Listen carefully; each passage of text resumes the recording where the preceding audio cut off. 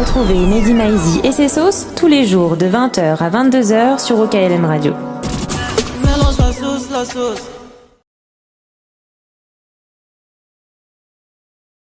Bonsoir à tous, la sauce est de retour après un week-end extrêmement chargé. On va parler d'ailleurs du week-end de Driver comme tous les lundis. Voilà. Monsieur Nov est avec nous aujourd'hui. Salut. Salut à tous. Comment ça va? Très bien et vous? Très très bien, on est content de t'avoir. Bah pareil, hein. On va parler de R&B entre autres avec toi. Évidemment. Alors je vais le dire, toute cette émission sera un peu sous le signe du R&B. On va écouter quasiment que du R&B. Même je crois que du R&B on peut le dire. Voilà. Et c'est l'heure des gossips de Céline. Et il y a eu plein de choses ce week-end encore. Les gossips. Et on va pas se mentir, il y en a eu deux, c'est déjà la rubrique préférée.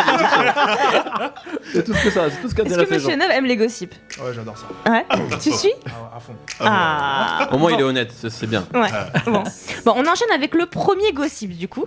C'est les Twins. Est-ce que vous les connaissez? C'est les danseurs. les danseurs. Français.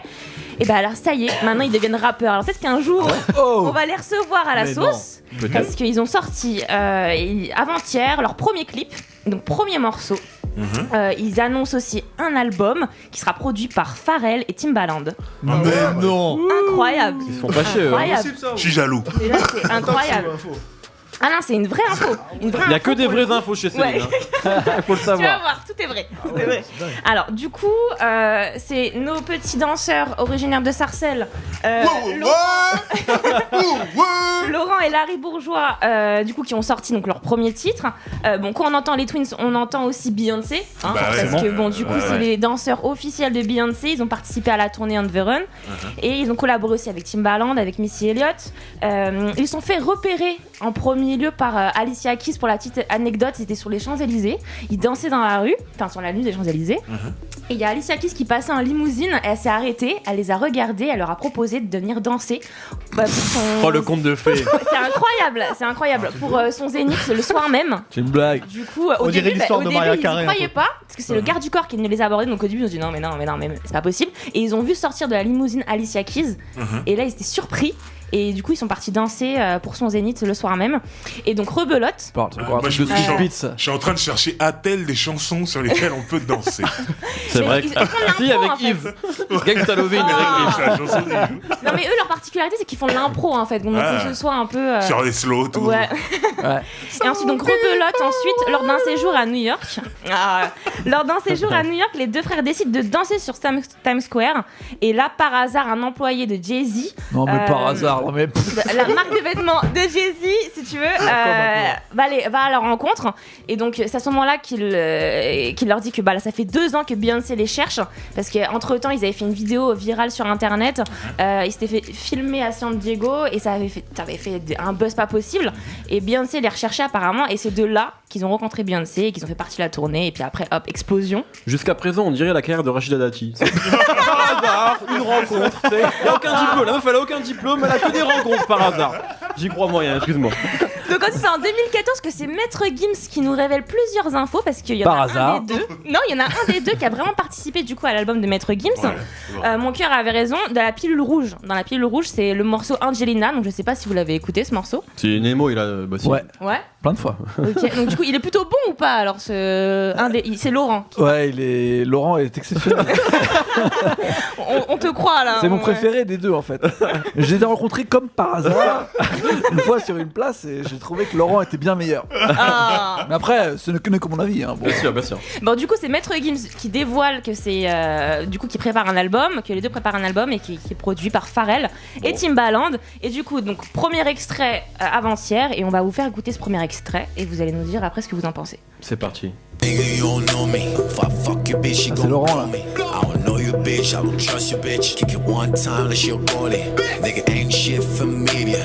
On va parler de Beyoncé et Jay-Z.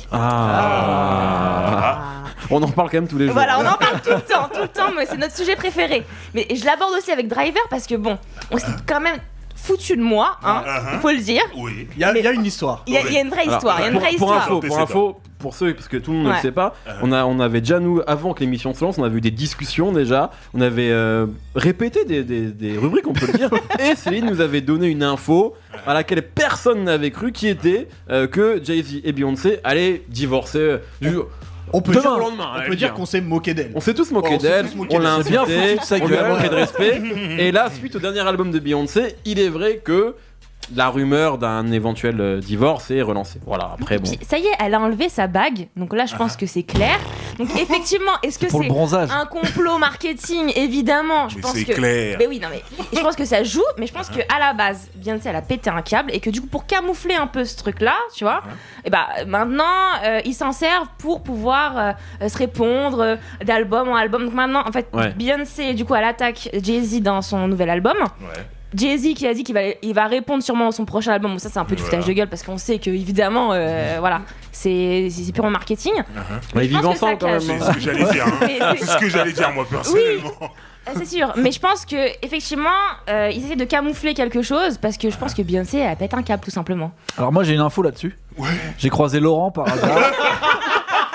Qui m'a dit que Future avait un single avec Alors, non, mais DJ Khaled et Jay-Z qui sortait bientôt là. Ouais. Ça, Donc tu sens que Jay-Z est en train de revenir et peut-être ça fait partie d'un plan de Mais com bien sûr. énorme et parce qu'en grandiose. fait, c'est ça la. C'est À mon évidemment. avis, une des infos du week-end, c'est que Future a tweeté. Il a dit que Jay-Z avait un nouveau morceau qui allait retourner l'été, et notamment avec DJ Khaled. Ou voilà, et ça corrobore peut-être un peu ce que tu dis. Est-ce qu'il va parler de ça? Je sais pas, mais en tout cas, c'est aussi l'événement. C'est voilà. C'est prévu en tout cas. Ouais. Après, moi, ce que je rajouterais, c'est que, bon, ils sont toujours ensemble, hein. L'album de Beyoncé est sorti. Alors, il y a le morceau où elle attaque Jay-Z, mais dans le grand documentaire, il y a tous les clips. Jay-Z est là. Oui, mais Et ils sont toujours ensemble. Non, mais la partie où il intervient, c'est la partie où elle parle du pardon. Donc en gros, elle lui pardonne, Ouais. mais juste Bah, avant. tout va bien alors, on Non va mais, divorcer. juste avant, elle dit bon, moi et mon bébé, t'inquiète pas, on va bien s'en sortir, on va se barrer. Enfin bref. Ah, multimillionnaire, je bien pense sûr que- qu'ils vont bien s'en sortir. Non mais je pense qu'il y a son. Elle nous donne des infos. En fait, Elle est marrante, Céline, Beyoncé. dis-nous, qu'est-ce que tu souhaites la rupture, c'est ça que Elle appuie dessus. Qu'est-ce qui t'arrive? Mais non, mais là, il faut quand même voir qu'elle en a marre, quoi. Enfin, elle en peut Elle en a eu marre le jour où Solange, elle s'est énervée dans l'ascenseur, c'est tout. Depuis, tout va bien. Mais moi, j'aimerais faire quand même un petit back in the days sur cette histoire. Vas-y. Parce que tout le monde est en train de se prendre la tête sur le morceau de Beyoncé où elle attaque Jay-Z, tout ça. Mais je tiens à dire que sur un morceau de Jay-Z produit par Dr. Dre featuring Chrisette Michel, Lost qui s'appelle One, j'adore. il y a un ce morceau. couplet où C'est Jay-Z vrai. attaque déjà Beyoncé. Absolument. Merci. Où il dit qu'ils ont une grosse différence d'âge, etc. Et qu'elle préfère son boulot que lui. Exactement. Voilà. Exactement. Mais qu'il la comprend un peu parce Ouais. qu'il a pas le même âge qu'elle. Est-ce qu'ils ont divorcé depuis? Non, ils ont sorti plein d'albums, ils sont là, ils sont normal. Crazy Love, C'est un je sais couple, pas quoi. quoi. Par contre, il y a une Sur vraie la rumeur, plage, là. tout. Bah, excuse-moi, Hubert. J'allais dire, surtout, si ils se séparent, qui va oser aller serrer Beyoncé? Putain, c'est le Monsieur moment. Neuf Non. Ah, je suis pas sûr. Hein. Non, c'est pas Avec l'aide de Laurent. Voilà, alors, comme par hasard, j'ai croisé Laurent.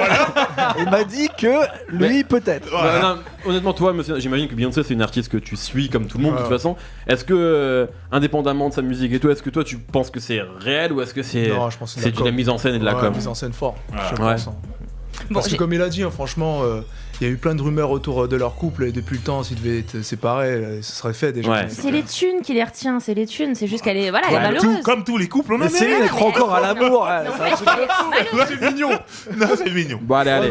Bon, il y a une Gossip petite dernière quand même Bon, allez. rumeur parce qu'à propos de Beyoncé, c'est que bon, là ça circule sur Twitter et sur tous les réseaux sociaux. Il y a un groupe de fans de Beyoncé qui est persuadé qu'elle est décédée et qu'en réalité elle a été remplacée par un Ah ouais, clone. j'ai vu ça. Oh, Ah, ça, je connaissais pas, ça, c'est magnifique. J'ai vu ça. Ah oui, non, Oh, j'ai les vu, j'ai génies. vu. Et du coup, eux ils s'appuient sur des photos en fait.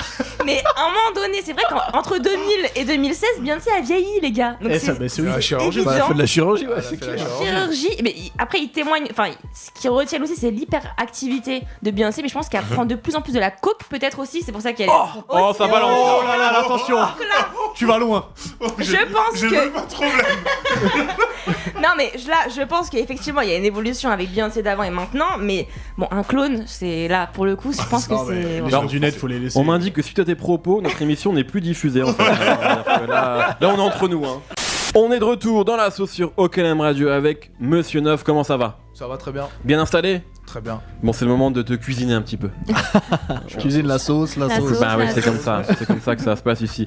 Non, mais tranquillement, on va faire connaissance aussi. Je pense qu'il y a, et c'est ça qui est peut-être le paradoxe de ta situation en tant qu'artiste, c'est que t'as sorti beaucoup de disques, tu remplis des grosses salles, t'as fait l'Olympia, etc. Et je pense qu'il y a pas mal de gens dans le milieu du rap notamment qui te connaissent pas forcément en dehors de tes featuring. Donc l'idée c'est aussi justement de réparer ce manque. Cette erreur dit Hubert carrément. Avocat. Et d'ailleurs au cas des chanteurs de R&B. Je précise qu'il y aura justement après les questions des internautes qui ont été très réactifs, qui t'ont posé beaucoup de questions, on y reviendra juste après. Peut-être du coup, pour compiler entre leurs questions et les miennes, tes influences toi, c'est qui les gens qui t'ont donné envie de prendre le micro et de chanter? Est-ce que tu as des influences françaises aussi? Françaises, ouais, plus ou moins. Mais ce qui m'a donné envie de chanter, à la base, c'est vraiment les chanteurs à voix. Ouais. Moi, les mecs comme Brian McKnight, les Boyz II Men à l'époque. Ok. Et parce que moi, j'ai commencé à faire de la musique, pas en tant que chanteur, mais en tant que producteur. Donc moi, j'ai commencé en faisant des instrus. On va en parler après, mais c'est vrai que t'es auteur, compositeur, interprète, produit. Et c'est après coup que je me suis intéressé plus ou moins au R&B, à la soul, via ces chanteurs-là. Les mecs comme Usher, Craig David, parce que moi je suis plus de la nouvelle école. Ok. Et du coup ces mecs-là m'ont donné envie de chanter quoi. Au début tu produisais quel style du coup C'était du rap. Du rap. C'est rap hardcore. Ouais c'est vrai. Rap hardcore. Quel grand écart. Rap hardcore et puis vraiment le truc c'est que j'avais plein de prods chez moi, tu vois, et vu que je rappais pas, je trouvais que c'était dommage d'avoir plein de prods. Qui traînaient comme ça et je me suis mis à chantonner un peu. Je pense que tous les mecs qui font des prods ils chantonnent, ils trouvent des yaourts, des trucs comme ça et ça m'est venu un peu instinctivement quoi, le chant. Après je me suis vraiment intéressé pour perfectionner ma voix etc. Mais ouais c'est vrai qu'à la base je suis plus rap que R&B quoi. Ok. Et justement, tu parles des influences, donc tu as cité majoritairement des artistes américains. Et moi, j'aimerais qu'on parle peut-être un petit peu de la scène R&B en France. Est-ce qu'il y a des gens c'est compliqué de parler de scène R&B, mais justement, c'est intéressant d'avoir ton opinion là-dessus. Est-ce qu'il y a des chanteurs de R&B que tu as écoutés dans les années 90 je sais pas, on peut citer de Hachim, à Karim, à Vibe. Est-ce que c'est des gens que tu as écoutés ou pas plus que ça? J'ai écouté Vibe. C'était pas le premier album, c'était celui qui Émancipé. Ouais, j'avais écouté Vibe. Il y avait aussi Karine, forcément. Ouais, de toute façon qu'on entendait sur tous les refrains de rap français. Donc, en fait, c'était obligé de surtout l'écouter via les refrains et tout, tu vois. Et il y avait Aphrodisiaque aussi. Ouais, trop voilà. Sûr. Et en fait, moi, je suis pas un espèce de fan effarouché où j'écoute l'album à fond. J'écoute un morceau, je tombe par hasard. Et après, je fouine un peu, j'écoute un peu et je kiffe vraiment l'univers. J'avais Aphrodisiaque, Vibe, Karine, il y avait Wallen aussi. Bien sûr. Ouais. Matthew Stone, forcément. Et après, il y a eu toute une nouvelle vague après qui est venue derrière, la vague Willy, Leslie, etc. Et du coup, mais là, pour parler des patriarches, on va dire, c'était plus Vibe et Matthew Stone. Est-ce que tu as l'impression que c'est compliqué d'être un artiste R&B en France? Dans la première émission avec Hubert, on en parlait, on disait qu'il y avait peut-être un manque de culture R&B dans ce pays, ou en tout cas peut-être que la culture R&B a moins pris que la culture rap, je sais pas d'où ça vient exactement, mais est-ce que toi justement tu as l'impression que c'est plus compliqué pour toi, qu'il y a pas vraiment de scène et de public R&B, que ça manque de médias également R&B? Je pense que ça a été difficile et que ça allait de moins en moins. Ouais. Enfin, je m'exprime un peu, je trouve que, tu sais, la période Matthew Stone, la période Vibe, etc., le R&B était pas mal vu. C'est vrai. C'était pas mal vu, ça veut dire que... Et était bien médiatisé aussi. Bien médiatisé et c'était bien fait. Du coup, tu sais, le public qui tombe sur un morceau de Matthew Stone ou Karine à la radio, il apprécie le truc, il est étiqueté R&B. Et après ça, courant année 2000, il y a eu une vague bizarre en fait de chanteurs R&B pas clairs. Et ouais, voilà. Ça c'est clair. Je vais pas citer de blase, mais voilà, il y a eu une vague un peu bizarre comme ça. Et le problème, c'est que. Tu penses que c'est eux qu'on salit un petit peu l'image? Ils ont sali l'image parce que du coup, tu sais, les personnes lambda qui allument la radio, qui n'ont pas forcément cette culture de R&B, de black music, ils prennent un peu au pied de la lettre ce qu'on leur donne à la radio. C'est ça. Donc ils écoutent, ils se disent le nouveau titre, nouveauté R&B, voici le prince du R&B. Et tu balances un titre et déjà qualitativement c'est mal foutu, mais le mec lambda il prend ça pour du R&B. Et du coup après dans l'opinion globale on se dit ok c'est ça le R&B en 2000, 2005, etc. Le problème c'est que c'était pas ça le R&B, tu vois ce que je veux dire. Et quand t'arrives avec un entre guillemets vrai R&B, du coup, les gens ne comprennent pas. Ils disent, mais c'est pas ça le R&B. R&B, c'est plutôt ça, tu vois. Ouais. Et du coup, t'as du mal à imposer ta musique, tu vois. Et aujourd'hui, je trouve que c'est en train de changer parce que la frontière entre le rap et le R&B, elle est en train de... Tu la vois presque plus. Les rappeurs, ils se mettent de plus en Les plus à rappeurs chanter. chantent, les chanteurs rappent un peu aussi. Enfin, c'est ouais. Tu vois, du coup, par exemple, t'écoutes les derniers SCH, par exemple, c'est presque du R&B, quoi, tu vois. Et C'est vrai.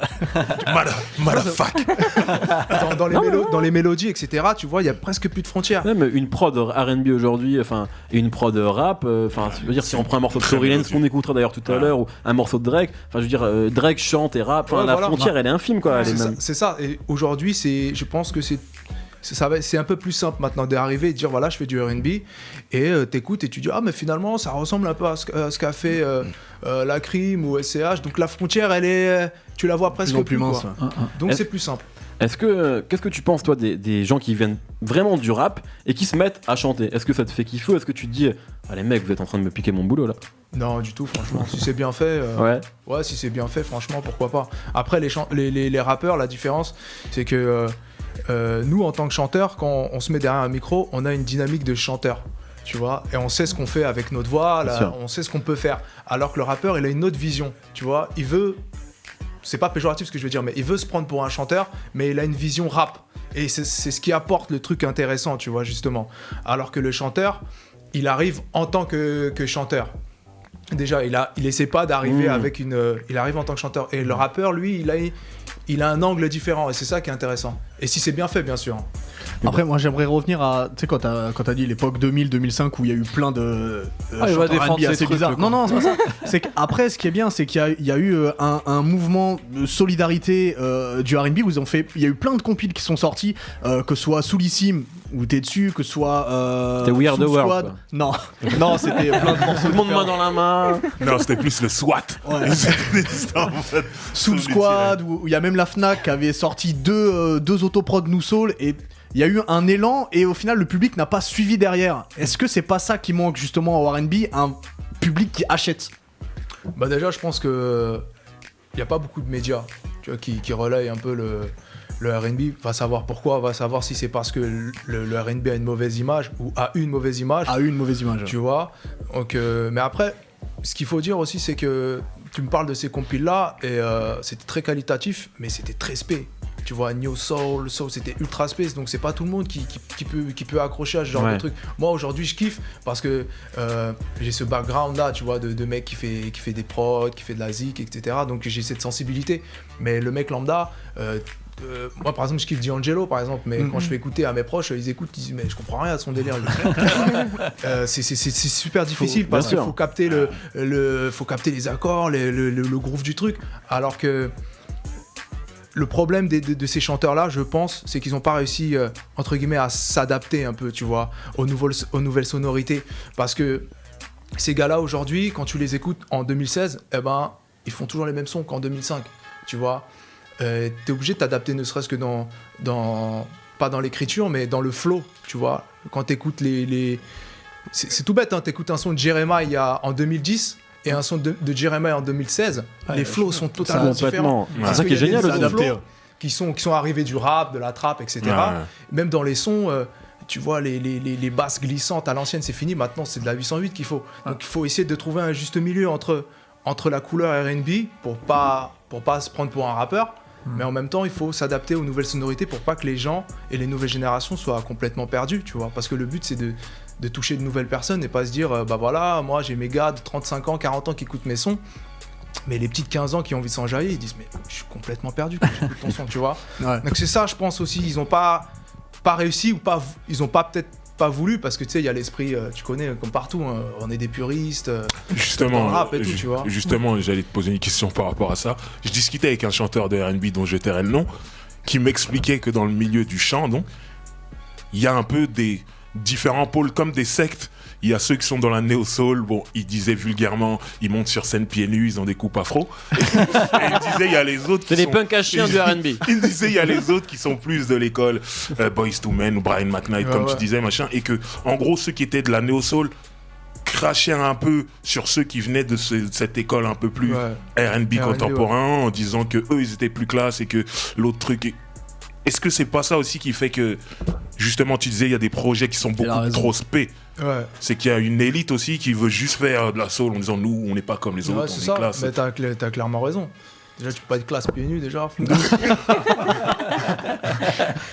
C'est compliqué. Déjà. C'est compliqué. Mais t'as complètement raison. Il y a plusieurs pôles, c'est comme dans le rap, hein, tu vois, il y a plusieurs styles. Bien sûr. Et eux, en fait, c'est la partie la plus spé de notre musique, tu vois. C'est la partie. Et eux, ils veulent pas que ça change. Eux, ils veulent pas que ça change à tort. Tu vois, à tort, parce qu'ils se calquent un peu sur le modèle américain, mais le modèle américain, il a changé. Il évolue, quand t'écoutes les derniers titres de Bilal, bien sûr. C'est du 2016, tu vois. Alors que Bilal, au départ, c'était vraiment... Là, tu vois, tu parlais de D'Angelo, mais Bilal, moi, la première fois que j'ai écouté Bilal, putain, j'ai eu du mal au début. Hein. Alors que... J'étais dans le truc, c'était compliqué d'accrocher dessus. C'est bien sûr. Mais c'est spé de dingue, mais le truc c'est que il s'adapte quand même, tu vois. Il s'adapte de ouf, même les Jill Scott, etc. Tu vois, les artistes très soul, etc. Bah ils s'adaptent, alors que les artistes français étiquetés soul parisienne, on va dire c'est essentiellement de la soul parisienne. Ils ont pas envie d'évoluer, tu vois. Et je trouve ça dommage. C'est l'heure des questions des internautes. Pour toi, Monsieur Nov, il y en a beaucoup. J'en ai sélectionné, j'ai pas pu tout garder, vous m'excuserez. Alors, comme toujours, il y a des gens qui demandent si tu vas faire des featuring avec des rappeurs.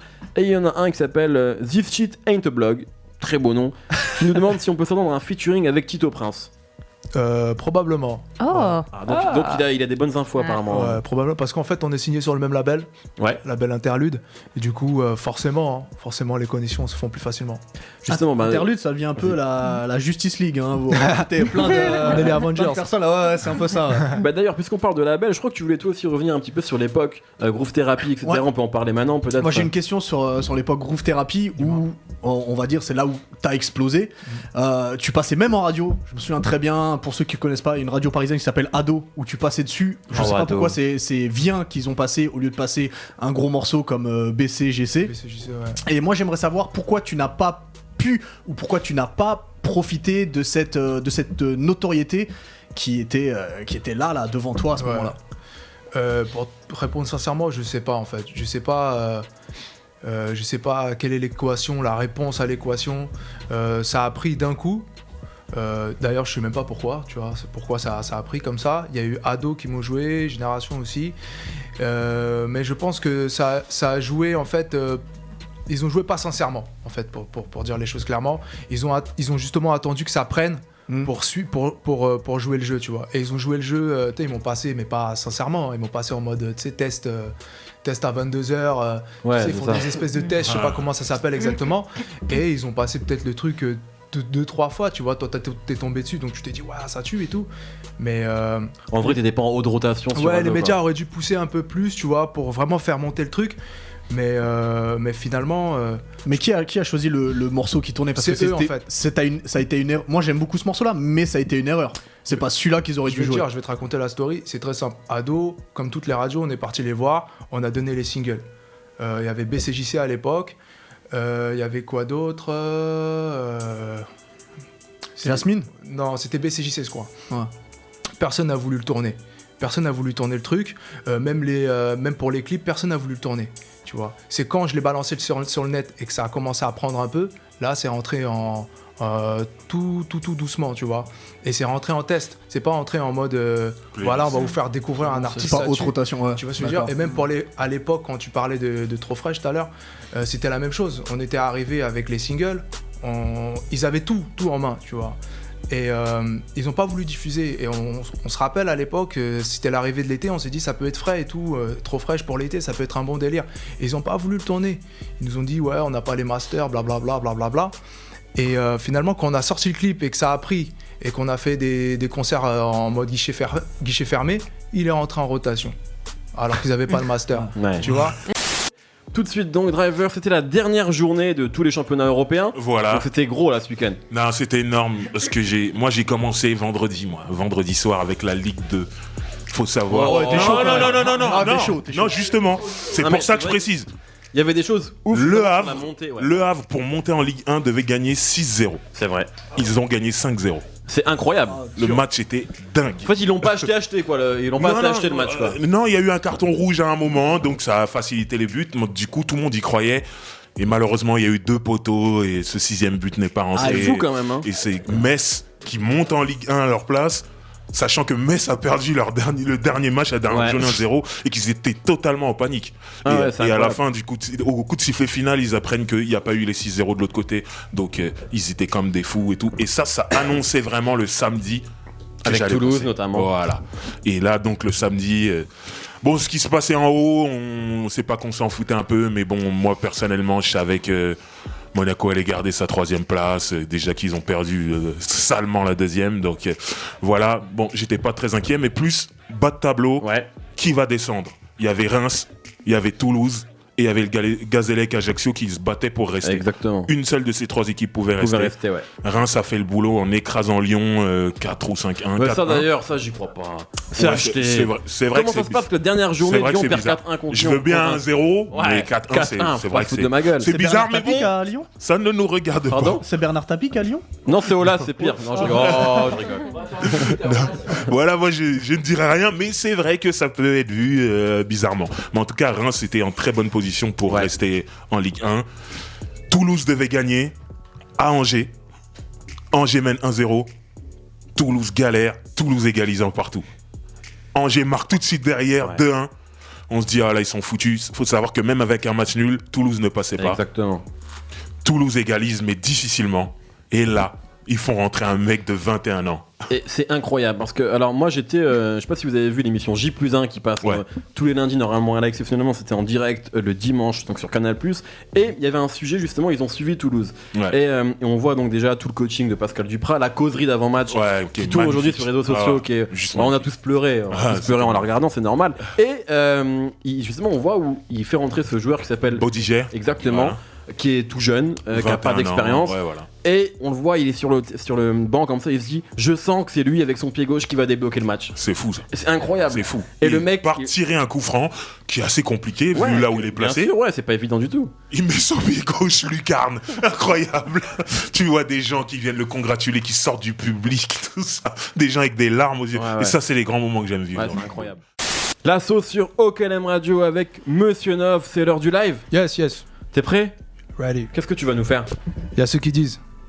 Qu'on a écouté d'ailleurs tout à l'heure. Exact. Et ben voilà, vous l'avez écouté en studio, vous l'écoutez en live. Maintenant, c'est tout de suite Monsieur Neuf dans la sauce sur OKLM Radio.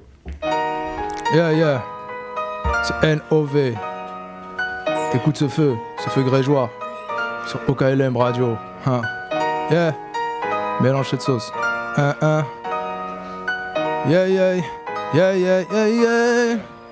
Ok. Je vais y aller avec audace. En piteux état sont mes godasses. On fait pas ça pour les chaudasses, ni les groupies ou les chotasses. Commence plus bas que terre. Ça ne m'intéresse pas de plaire. On a commis de bons et des actes terribles. Grimpe les chaises sociales tel des bactéries. Papa est parti trop tôt. J'ai été poignardé au dos par la vie et ses péripéties. Serre les dents car c'est un périple ici. J'allume la radio, y'a rien de sucré que des chanteurs acidulés. Moussa m'a dit ne les calcule pas, mais mon gars Juice m'a dit what? Vas-y tu les bang bang bang bang. Ceux qui disent non. Y'a ceux qui voient tire. Y'a ceux qui disent oui. Non. Mais ceux qui disent oui. Man tu n'as pas idée n'a été validé, bon Dieu pour nos idéaux, yeah.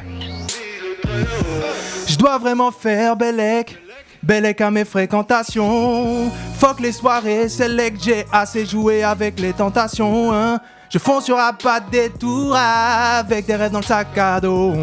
On a commencé en bas des tours, la vie nous fera pas de cadeau, non. J'écris la lame aiguisée, c'est pas du Francis Lalanne pour déguiser mon vague à l'âme. Je danse le tango avec le halam. J'allume la radio, y'a rien de sucré que des chanteurs acidulés. Moussa m'a dit ne les calcule pas, mais mon gars Juice m'a dit vas-y tu les bang bang bang bang hey. Non. Y'a ceux qui voient petit, y'a ceux qui visent grand. Y'a ceux qui disent Oui, y'a ceux qui disent non. mais ceux qui disent Oui, seront morts dans 10 ans. Man, tu n'as pas idéaux. L'idéaux. Idéaux. Ils veulent un single radio pour se torcher vite. Man, j'ai crié, compose cette shit, écorché vif. Les obstacles se succèdent. J'ai jamais sucé pour ce succès. Et si j'avais succès, t'es aussi périlleux, j'aurais peut-être abandonné. Moi qui ai tant donné. oui, y'a ceux qui disent Non, non, non, non, non, non. Y'a ceux qui voient petit, y'a ceux qui visent Oh, Y'a ceux qui disent oui, y'a ceux qui disent non. Non, non. mais ceux qui disent oui, ils seront morts dans 10 ans. Yeah. Man, tu n'as pas idéaux, n'a été validé, oh. Bosse dur pour nos idéaux, yeah, yeah. Vise le très haut, yeah, yeah, yeah, yeah, yeah, yeah. Bang, bang, N-O-V, au calme radio, La sauce, mélange la sauce, cuisine la sauce, cuisine la sauce, yeah. Il y avait un début de featuring là. Il y avait un début de featuring. Bravo. Merci. Bravo. Merci. Bon, deux choses. Bravo. Moi, le 20 mai, je suis au Pan Piper, vendredi. Je te le dis. Ah, carrément. Deux choses, Moi, par j'y contre, serai. ça me fait un peu de peine pour Francis Lalanne. Ah, Je l'aime c'est un bien, clin moi. d'œil, c'est un clin d'œil. C'est un clin d'œil. C'est un clin d'œil. Il y a de l'affection, en fait. Ouais, de dingue. Les cheveux longs, la guitare, tout. D'ailleurs, Samina Seri s'est un peu inspiré de lui dans son clip. Oui. Ah, il y a du Surtout avec le chien. C'est vrai, dans la forêt, tout ça. Exactement. Merci à tous, merci à Monsieur Neuf qui était l'invité de notre première heure et qui donc sera au Pan Piper vendredi. Avec Hubert. Avec Hubert, avec tout le monde, on Ce sera sera tous. mon anniversaire en plus. On lance donc le hashtag une fille pour Hubert pour son anniversaire. C'est le hashtag le plus long du game. Mais on a porté des problèmes. Un truc incroyable. Les problèmes, on aime bien. Merci à Nemo, merci à Hubert, merci Driver et merci à Céline évidemment. Oh là là, Très bronzé. Quel bonheur de l'avoir. Ouais, c'est vrai qu'on Ouais. on est choqué par ce bronzage. Merci encore une fois à Audrey et à Elliot. Merci beaucoup. Merci. On va tous se quitter avec deux morceaux de R&B puisqu'on écoute que du R&B aujourd'hui. Un morceau d'une française qui chante en anglais, Ta. Le morceau s'appelle Lil Bit. Moi je l'avais découvert sur OVO Sound Radio. C'est une française qui chante sur OVO Sound Radio. Oui, bah oui. Moi, c'est étonnant. Et juste après, on va écouter mon morceau préféré de l'album de Rihanna et SZA. Je sais jamais comment on prononce son nom. Hein. Siz. Siz, ouais, voilà, Siz là, n'importe quoi. J'en ai marre, hein, voilà, vous. Il respecte c'est rien, compliqué. allez-y. Mais le morceau des fonds s'appelle Consideration. Rihanna chante comme Miss Dynamite. Voilà, et donc ça me rappelle plein de bons souvenirs. On écoute ça et on se retrouve demain. On va encore parler de R&B parce que c'est comme ça. Il y aura Jen Renard en première heure et en deuxième heure, il y aura The Shinsekai. Hubert sera là, parce que quand on parle de R&B, Ah bah, Hubert je est suis toujours là. indissociable. Exactement, c'est parti. Très bonne soirée à tous et à demain.